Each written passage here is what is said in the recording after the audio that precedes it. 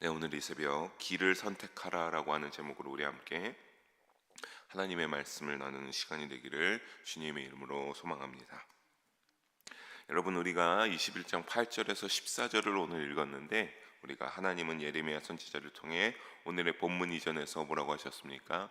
무서운 심판이 있을 것을 하나님께서 선포하셨습니다. 우리가 7절까지 봤는데요, 7절 후반부에 그래서 어땠습니까? 유다 족속을 바벨론을 통하여서 하나님이 유다 족속을 이제 칠 것인데 어떻게 한다라고 했습니까? 바벨론이 측은 불쌍 긍휼이 없는 심판이 될 것이다, 자비가 없는 심판이 될 것이다 라고 하나님께서 예레미야 선지자를 통해 말씀하셨습니다.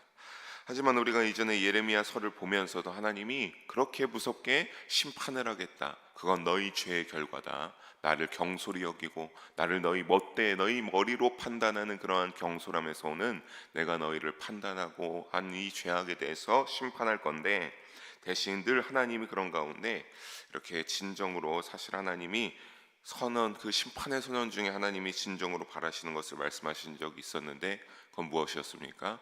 비록 우리가 그 가운데서 그것이 과연 하나님의 어떠한 구원의 방법인가 싶기도 하지만, 늘 그러한 무서운 심판이 있을 것이 이렇게 굉장히 크다고 하면 그 중에 아주 조그맣게 작은 소망을 하나님이 말씀하셨습니다.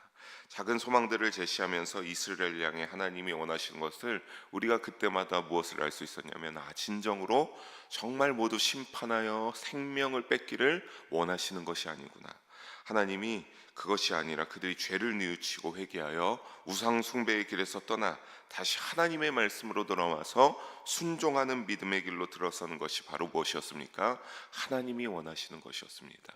그러니까 예레미야 선지자를 통해서 계속 심판하고 너희가 하나님께로 돌아와야 된다, 온전히 회개해야 된다라고 외치는 꽤 오랜 기간을 그렇게 하지 않았겠습니까? 그런 가운데서 오늘의 말씀에도 보게 되면 하나님께서 그런 여지를 다시 한번 제시하고, 사실 오늘의 말씀은 이 바벨론의 심판 중에 하나님이 제시하시는 구원의 길이라고 할 수가 있겠습니다. 우리가 이러한 본문을 함께 자세히 우리 한 절씩 살펴보면서 주시는 은혜와 깨닫는 영적 교훈을 나누는 귀한 새벽의 시간이 되기를 주님의 이름으로 간절히 소망합니다. 우리 먼저 8절을 함께 다시 한번 읽어보도록 하겠습니다. 8절입니다. 여호와께서 말씀하시기를, 보가 내가 너희 앞에 생명의 길과 사망의 길을 두었노라, 너는 이 백성에게 전하라 하셨느니라. 아멘. 먼저 우리가 이러한 것을 알기 전에 하나님께서 이제 알아야 할 상황은, 하나님의 심판은 다시 하나님이 확실하게 내리겠다, 심판하겠다라고 하는 것을 거둘 수가 있다 없다라고 하는 겁니까? 우리는 거둘 수가 없죠. 하나님은 거둘 수가 없는데, 근데 오늘 이 유다의 상황은 하나님이 이제는 무조건 심판을 하시겠다라고 말씀하셨기 때문에 다시 이제 하나님의 심판은 거둘 수가 없습니다. 왜 그렇습니까? 우리가 지금까지 얼마나 예레미야서를 보면서 이들의 죄악이 참으로 심각한지 보지 않았습니까? 이들은 늘 성전 가운데 하나님의 성전에서 우상도 같이 놓고 섬기지를 않나, 늘 또 하나님에게 예배드리고 제사를 치는 후에 또 우상에게 가서 우상 숭배를 지내지 않나. 그런데 그 우상 숭배를 지내면서 어떻게 하기까지 했습니까? 사랑하는 자녀를 데리다가 그 자녀들을 우상 가운데 제물로 올려드리면서 그들의 피를 땅 가운데 쏟으면서 아주 패역한 그러한 패륜을 행하는 그러한 범죄를 행했습니다. 하지만 그런 중에서도 오늘 말씀에 하나님은 뭐라고 말하고 있습니까? 참 어떻게 보면 이런 것을 제시하지 않을 정도로 이들은 심판받아 마땅하지 않은가 싶지만, 하나님은 그럼에도 오늘 말씀에 뭐라고 합니까? 너희 앞에 뭐와 뭐를 남겨뒀다라고 합니까? 생명의 길과 사망의 길을 내가 너희 앞에 두었다라고 하나님은 말씀하고 있습니다. 죄를 미워하시나 이스라엘을 너무나 사랑하셨던 하나님의 말씀을, 하나님의 마음을 우리가 여기서 다시 한번 깨닫게 됩니다. 하나님은 이 생명의 길과 사망의 길을 유다 족속 앞에 두었노라라고 하는 것은, 여러분, 여기에서 뭐 선택하라 이런 건 아니지만 이것을 너희가 있다라고 알려주는 건 무엇입니까? 너희가 선택할 수 있다라고 하는 사실입니다. 하나님은 그러면서 이제 어떠한 사망의 길은 어떠한지, 생명의 길은 어떠한지 일러주시고 알려주십니다. 우리 9절을 함께 읽어보도록 하겠습니다. 9절입니다.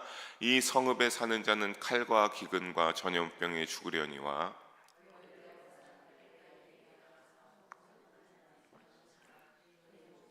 전리품 같이 되리라. 아멘. 여러분 여기에 보게 되면 먼저 사망의 길이 먼저 제시되고 있습니다. 사망의 길 어떤 겁니까? 이 성읍에 사는 자는 어떻게 된다고 합니까? 칼과 기근과 전염병에 반드시 죽을 것이다 라고 하는 것, 이것이 바로 사망의 길을 제시하고 있습니다. 그러니까 이것이 의미하는 건 뭡니까 여러분? 반드시 하나님이 심판하시겠다라고 하는 겁니다. 칼과 기근과 전염병으로 내가 너희 유다를 심판해서 다 어떻게 한다라고 하는 겁니까? 이 성읍에 남아있는 사람은 무조건 죽게 될 거다. 그 생명을 보존할 수가 없다. 하나님의 심판이 있을 것이기 때문에 보존할 수 없다라고 하나님이 말하는 이 사망의 길입니다. 그리고 이어서 이제 뭐가 나옵니까? 생명의 길이 다음에 이어서 나오죠. 생명의 길은 뭡니까? 에워싼 갈대아인에게 어떻게 하는 자는요? 항복하는 자. 이 갈대아인 바벨론 사람들입니다. 바벨론 사람들이 쳐들어왔을 때, 바벨론이 쳐들어왔을 때 바벨론에게 항복하는 자, 그 사람들은 어떻게 한다라고 합니까? 살아나갈 수 있을 거다. 그들의 생명을 보존할 수 있을 거다라고 하는 겁니다. 다만 지금과 같은 모습으로 생존하는 것은 아니죠. 생명을 부지하기는 하지만 어떠한 신분으로 생명을 부지하게 됩니까? 전리품 같이 되어서, 그들의 바벨론의 전리품 같이 되어서 생명을 보존하게 될 것이다 라고 말합니다. 여러분 전리품 뭡니까? 전쟁에서 승리하게 되면 그들의 모든 것들, 금은보화 이런 것들 다 이제 전리품으로 가축 챙기면서 거기에서 이제 포로도 이제 데려와서 전리품으로 챙기는 게 되는 거죠. 그러니까 결국 그들은 바벨론의 포로로 끌려가서 생명을 부지할 수 있다라고 하나님께서 생명의 길을 이와 같이 제시하고 있습니다. 분명 당시에 사망의 길에 처하는 자들과 여러분 생명의 길에 처하는 자들이 둘로 분명하게 나눠져 있을 겁니다. 누구는 끝까지 있다가 사망의 길에 처하게 되고 누구는 생명의 길에 처하게 됐습니다. 그 차이는 그렇다면 무엇이겠습니까? 아니 어떤 사람이 둘 다 이렇게 예레미야를 통하여서 하나님이 다 전달해 주셨는데 누구는 그걸 듣고도 사망의 길, 누구는 그걸 듣고도 생명의 길에 선택하는 것, 그것은 바로 하나님의 심판의 성격을 온전히 제대로 똑바로 이해하고 있는가라고 하는 것에 차이가 있다라고 할 수 있겠습니다. 여러분 하나님의 심판인지 모르고 끝까지 투항한 자들도 분명히 있었을 겁니다. 어떻게 해서든지 하나님이 그들의 마음엔 하나님이 도우시지 않을까, 하나님이 우리를 사랑하시니까 함께 하시지 않을까라고 기대하지 않았을까요? 그러면서 끝까지 투항하고 끝까지 저항했습니다. 근데 그런 사람은 교만하고 자만함을 여전히 잃지 못한 죄악이 가득한 사람들이 주로 그랬다라고 하는 사실입니다. 그 사람들은 그래서 이 사망의 길로 목숨을 잃게 됐습니다. 하지만 여러분 심판에 따라 이 하나님의 심판임을 알고 반대로 하나님의 민족의 모멸과 수치심까지 감대하며 이것이 우리의 죄와 우리의 업보다 라고 생각하면서 바벨론에게 항복하는 자들, 그 사람은 하나님이 살려주시겠다라고 하는데 이것은 어떠한 것이 있을 때 이렇게 할 수 있는 겁니까? 좀 전에 말씀드린 대로 우리의 죄악의 결과다. 우리가 하나님께 너무나 패역하게 살았다. 우리가 하나님의 말씀 순종하지 않지 않았냐. 우리 항복하고 먼저 일단 이 길대로 하나님의 이렇게 살려주신다고 했으니 믿어보자. 생명의 길로 포로로 나아가자 하고 하는 그 믿음의 깨달음이 있는 자들, 여러분 이거 정말 별거 아닌 믿음인 것 같지만 여러분 깨닫게 되는 겁니다. 지금까지 깨닫지 못하고 있다가 우리가 너무나 죄를 많이 지어서 우리가 이렇게라도 하나님이 우리를 살리시라고 하는구나, 여기에 우리가 순종하고 나아가야 된다라고 하는 이러한 자들이 생명을 유지하고 하나님의 뜻에 순종하는 자가 되어서 목숨을 부지할 수 있게 된 겁니다. 그러니까 여러분 무엇입니까? 이 생명의 길과 사망의 길을 있는데 이 사망의 길을 하는 모든 이들의 공통적인 태도는 뭐라고 했습니까? 교만과 자만함이 가득하고 아주 너무나 똑똑하고 잘난 사람이어서 판단하고 해서 우리는 괜찮다라고 하는 교만하고 패역한 자들, 여러분 그러한 자들이 되지 말아야겠습니다. 여러분 남을 정죄하고 남을 보기에 내가 더 잘났다는 교만하고 자만하고 막 멋대로 판단하고 그게 맞냐 어떠냐, 여러분 그게 맞냐 어떠냐의 판단은 하나님이 하실 일입니다. 여러분 우리가 무엇도 그 사람이 어떻다고 판단할 자격이 있습니까? 아무도 자격이 없습니다. 여러분 하나님에게 믿음으로 그런 것을 보면서 더 나를 깨닫고 나를 치고 순종하는 낮음의 믿음으로 나아가야 될 줄로 믿습니다. 그래서 생명의 길로 나아가는, 죄를 인정하고 나아가는 우리 모든 성도님들 되시기를 주님의 이름으로 부탁드리겠습니다. 반드시 그렇다면 여러분 생명의 길을 선택하고 하나님의 뜻에 순종해야 되는 이유는 무엇입니까? 그것이 10절에 나오고 있습니다. 우리 10절 함께 한번 읽어보도록 하겠습니다. 여호와의 말씀이니라 내가 나의 얼굴을 이 성읍으로 향함은 복을 내리기 위함이 아니요 화를 내리기 위함이라. 이 성읍이 바벨론 왕의 손에 넘김이 될 것이요 그는 그것을 불사르리라. 아멘. 여러분, 순종해야 되는 이유를 하나님께서 예레미야 선지자를 통해서 아주 너무나 정확하게 알려주셨죠. 뭐 때문에 그렇습니까? 하나님이 화를 낼 것이기 때문에. 이 생명의 길을 너희가 따질 것이 아니라 반드시 남아있으면 사망한다라고 하는 겁니까? 왜 하나님이 얼굴을 향할 것인데 뭐를 내리기 위하여 얼굴을 향한다라고 합니까? 화를 내기 위하여 내가 너희에게 얼굴을 향한다라고 합니다. 여러분, 복을 베풀지 않는다라고 하는 소리입니다. 여러분, 원래 구약에 보게 되면 하나님이 얼굴을 이렇게 향한다라고 하는 건 뭐냐면 그에게 복을 베풀고 그의 기도의 제목을 들어준다라고 하는 그런 의미들이, 그런 내용들이 주를 이룹니다. 근데 지금 하나님이 뭐라고 합니까? 너희에게 복을 내리기 위한 것이 아니야. 내가 너희를 화를 너희에게 다 쏟아붓기 위하여서 심판이 어떻게 되나? 어떻게 보면 이런 거겠죠. 하나님의 얼굴을 향하고 지켜보면서 바벨론을 도구로 삼는다 했으니까 바벨론을 다 컨트롤하면서 생명의 길을 선택하는 자들은 포로로서 살리고, 하나님이 그렇지 않은 자들은 모두 생명을 잃게 되었을 것입니다. 여러분, 그래서 만약에 그런 걸 보면서 어떤 일이 일어났겠습니까? 바벨론에 의해서 하나님이 말씀하셨던 대로 그 유다 족속의 모든 땅이 황폐화가 되고 모든 것이 무너지고 예루살렘 성전도 무너져 폐허가 되는 모습을 보게 됩니다. 사랑하는 성도 여러분, 우리가 여기서 알 수 있는 건 뭡니까? 하나님이 유일한 소망으로 항복하면 무엇을 만들어놨다라고 하는 겁니까? 살 수 있는 생명의 길을 만들어놨다라고 하는 것을 다시 한번 깨닫게 됩니다. 즉 아무리 늦었어도 하나님의 거룩한 말씀에 우리가 순종할 타이밍이 있다 없다라고 하는 겁니까? 있다라고 하는 사실입니다. 우리도 여러분 죄를 짓지 않는 게 아니잖아요. 그러니까 우리도 죄를 지으면 유다와 같이 굉장한 죄를 지을 때가 있다라고 하는 겁니다. 그런데 이만큼 죄를 지어서 이 한계선을 넘어가기 전에 하나님이 길을 제시해 준다라고 하는 사실입니다. 또 죄의 한계선을 넘어서 마지막에 죄의 심판이 어느 정도 이루어지지만 그것이 조금은 경감되게 되는, 여러분 사실 포로로 끌려가는 건 얼마나 비참한 일입니까? 하지만 그럼에도 여러분, 하나님이 생명의 길을 조금이나마 제시해 놓는다라고 하는 사실 잊지 마시기를, 그래서 하나님의 진리에 순종하는 우리 모두가 되기를 주님의 이름으로 소망합니다. 본문으로 돌아와서 11절 12절을 함께 읽어봅니다. 유다 왕의 집에 대한 여호와의 말을 들으라. 여호와께서 이와 같이 말씀하시니라. 다윗의 집이여 너는 아침마다 정의롭게 판결하여. 아멘. 너희의 악행 때문에 내 분노가 불같이 일어나서 사르리니 능히 끌 자가 없으리라. 아멘.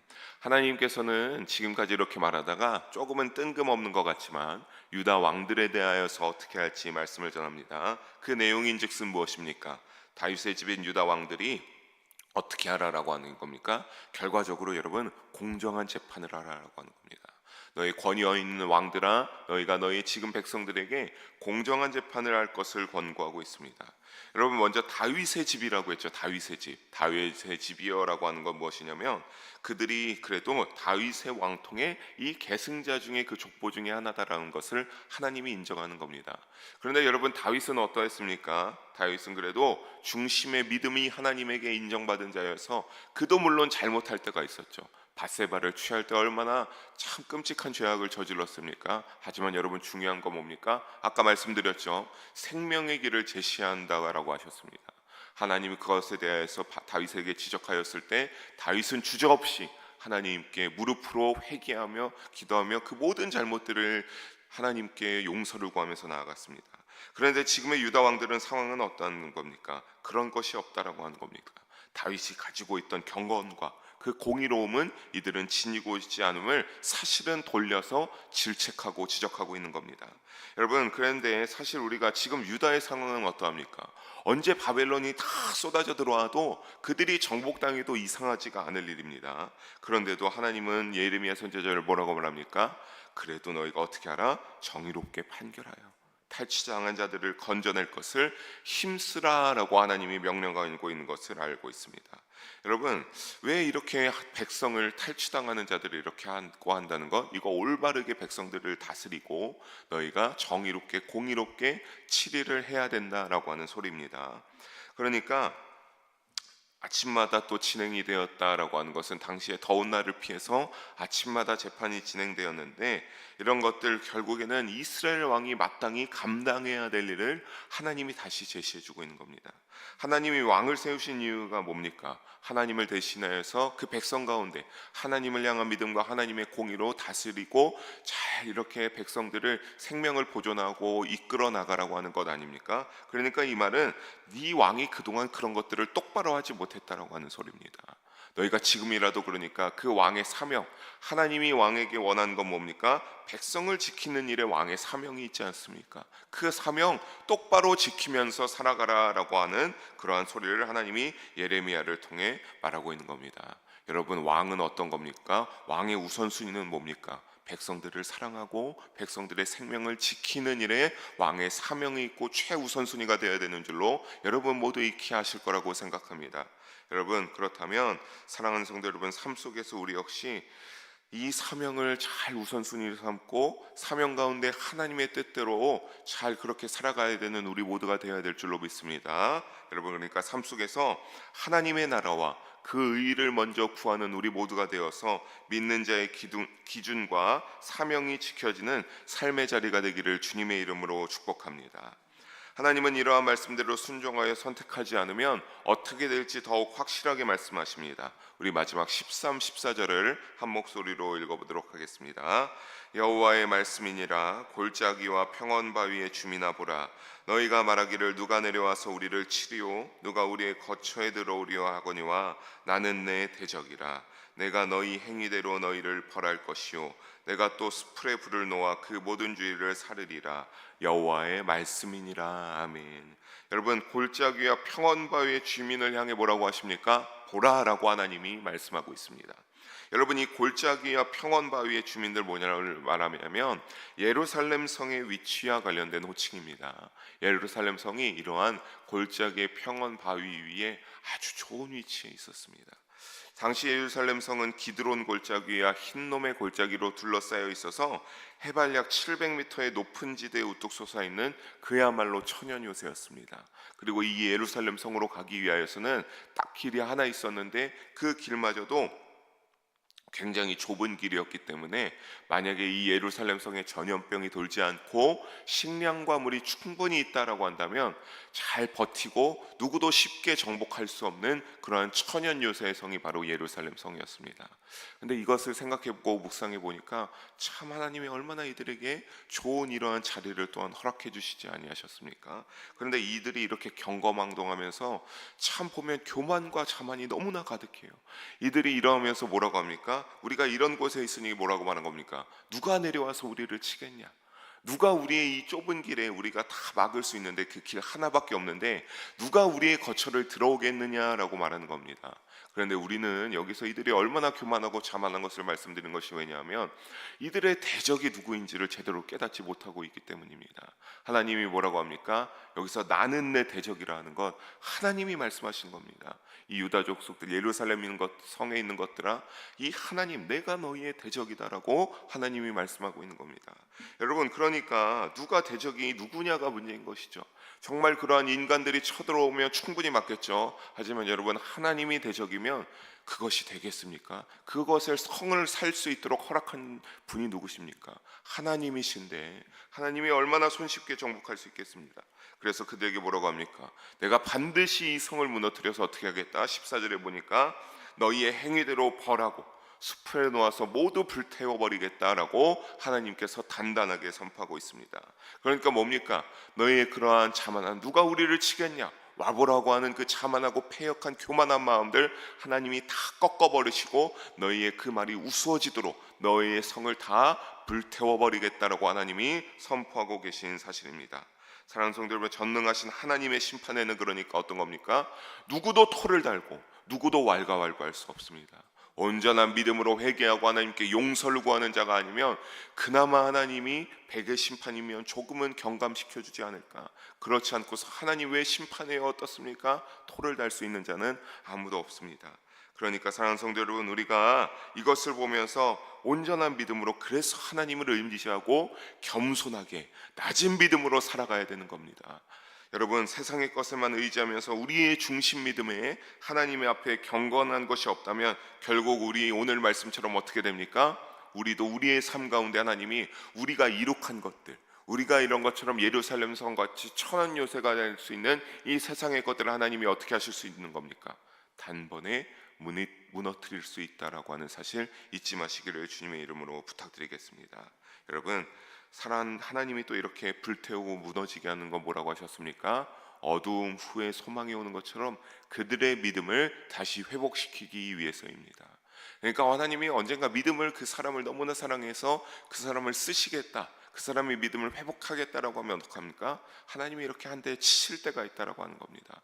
그래서 우리는 그럼 어떻게 해야 됐습니까? 여러분, 하나님 앞에 한 대 맞기 전에 온전한 믿음으로 늘 죄악을 회개하고 온전한 믿음으로 살아가는 우리 모두가 되기를 주님의 이름으로 축복합니다. 주님의 이름으로 소망합니다.